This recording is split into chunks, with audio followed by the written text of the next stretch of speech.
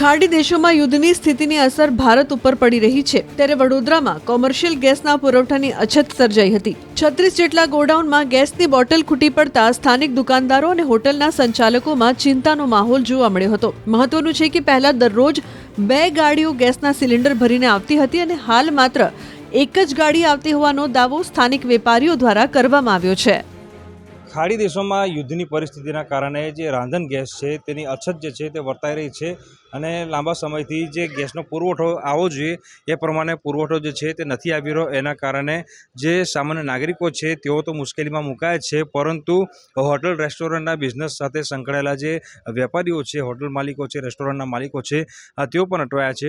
અત્યારે નિઝામપુરાની એક gas agency છે, ત્યાં અમે આવી પહોંચ્યા છે અને સ્થિતિ જોઈ શકાય છે કે એ લોકોની અંદર એક પ્રકારનો ચિંતાનો માહોલ છે, કારણ કે લોકો પહેલાં એવી સ્થિતિ હતી કે ગેસનો બોટલ બુક કરાવે તો 1-2 દિવસમાં તેમને ડિલિવરી મળી જતી હતી, પરંતુ જે ગેસ પુરવઠો છે એની અછતના કારણે હવે જો ગેસનો બોટલ બુક કરાવ્યો હોય તો ઓછામાં ઓછા 4 દિવસ અને વધુમાં વધુ 8 દિવસનું વેટિંગ જે છે તે આવી રહ્યું છે। અને મેં કીધું પ્રમાણે કે વડોદરા શહેરમાં 26 જેટલી ગેસ એજન્સી આવેલી છે અને કોમર્શિયલ ગેસ અને ઘરેલું ગેસ બંને જે છે તેનું વિતરણ જે છે તે અહીંયાથી થતું હોય છે, પરંતુ પુરવઠો જે છે તેની આવક ઘટતાની સાથે જ જે નાગરિકો જે છે તેઓની અંદર ક્યાંક ને ક્યાંક જે ચિંતાનો માહોલ જે છે તે જોવા મળી રહ્યો છે। અછત છે, પણ અછત થોડીક આપણી એની પણ છે અને લોકોની પેનિકની પણ છે।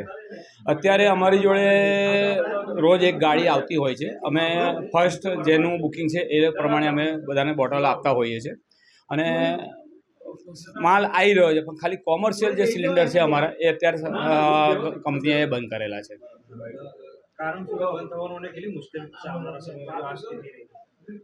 આજે થોડા મેસેજ એવા છે મારી જોડે કે ભાઈ કદાચ રશિયાથી માલ આવવાનું ચાલુ થાય અમારી જોડે, ને અત્યારે અમારું એસોસિએશન અને બધા કંપનીમાં અત્યારે મિટિંગ માટે છે ગયા છે, એટલે કદાચ હોપ છે કે કાલેથી કોમર્શિયલ સિલિન્ડર ચાલુ થાય। હા, મુશ્કેલીઓ બહુ જ છે। અરે આપણા ગુજરાતની ને દેશની બધી ફેક્ટરીઓ બંધ થશે, રેસ્ટોરન્ટો બંધ થશે। ગેસ નહીં હોય તો ગેસ વગર કશું શક્ય નથી, એટલે આ વસ્તુ થઈ શકે।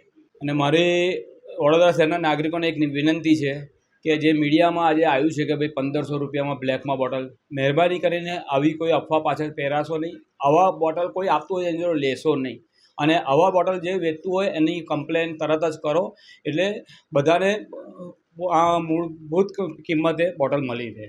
ક્યારેય બ્લેકમાં કોઈ બોટલ લેશો નહીં। મુશ્કેલી જે છે આપણી ગવર્મેન્ટે આપણે છાપામાં વાંચીએ છીએ, ન્યૂઝમાં જોઈએ છે, દરેક દેશો સાથે કે જ્યાંથી વૈકલ્પિક વ્યવસ્થા થઈ શકે ત્યાંથી મોદી સાહેબે ડાયરેક્ટ વાત કરી છે। વેનેઝુએલા છે, અમેરિકા છે, ઓસ્ટ્રેલિયા છે, ન્યૂઝીલેન્ડ છે, કે જ્યાંથી અને રશિયા, આ બધી જગ્યાએથી પુરવઠો મંગાવે, પણ જ્યારે ઇન્ટરનેશનલ પરિસ્થિતિ અચાનક જ આવી થઈ જાય તો સરકારના હાથ પણ બંધાઈ જાય।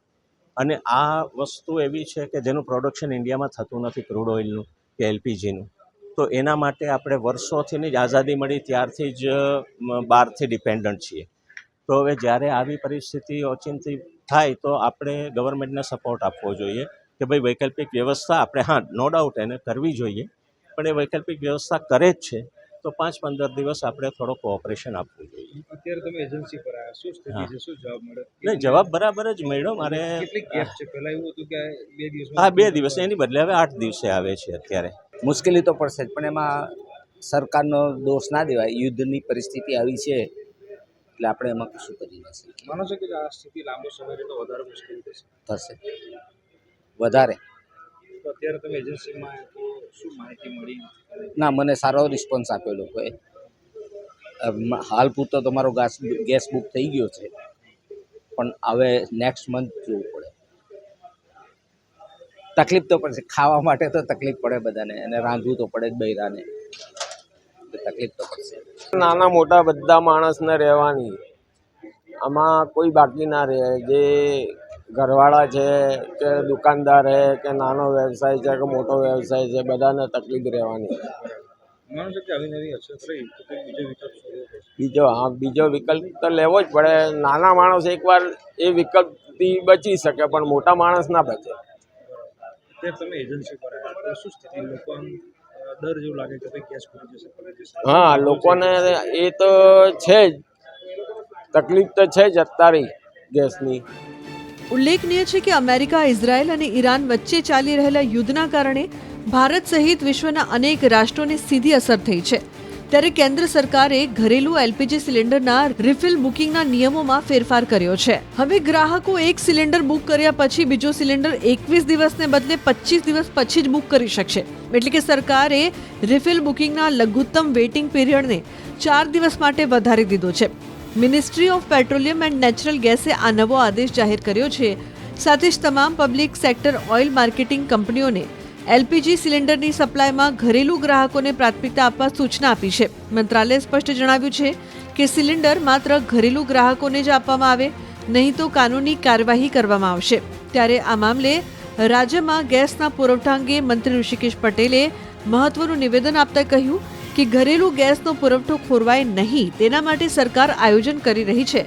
તેમણે જણાવ્યું કે ઇન્ડસ્ટ્રીયલ ગેસમાં 50% કાપ મૂકવામાં આવ્યો છે. સાથે જ ફર્ટિલાઇઝર કંપનીઓ અને દૂધની ડેરીમાં વપરાતા ગેસમાં 40% કાપ મૂક્યો છે.